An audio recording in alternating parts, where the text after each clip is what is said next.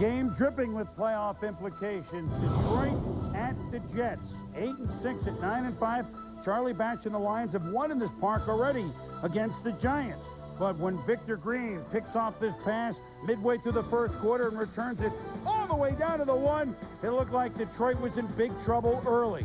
And Curtis, my favorite, Martin, snuffed by the Raiders last Sunday night. 1 yard into the end zone, 7-0. Jets. The Lions are tricky. They win when you don't think they can. But they do have this guy, James Stewart. Over 1,000 for the first time in his career, an impressive 30-yard run. Same drive, second quarter on a soggy, humid, if you will, for December day in December.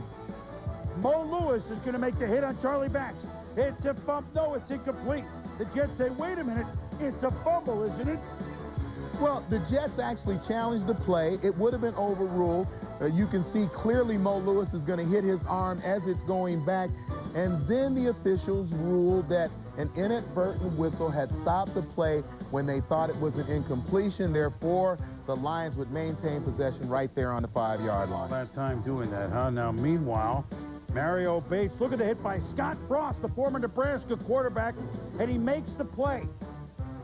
And then 4th and goal, Stewart is hit by Marvin Jones, and he's tackled by Dwayne Gordon. The Lions were continually inside the 5. This was a great part of the Jets' play today. Inside the 5-yard line, stiffening on several occasions. Vinny Testaverde to Richie Anderson. He's a Pro Bowler, but it's a fumble. Scott Kowakowski recovers. Stephen Boyd on the hit. Brian Cox broke his leg, yet stayed on the sideline. And that is a huge loss for the Jets when and if they get into the playoffs. Defense holds next possession, and then Stephen Boyd with the pick of Vinny Testaverde. 2 plays later, it's Jimmy Stewart with a wonderful 20-yard gain.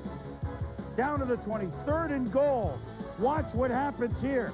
It's a fumble, but number 64, Jeff Hardings, is there. Touchdown! Touchdown! Same end zone Jumbo scored it. Yeah, first Jeff Harding does a great job of blocking the guy on the end of the line, stays into the play, and then a great job of getting on top of it for the Detroit Lions.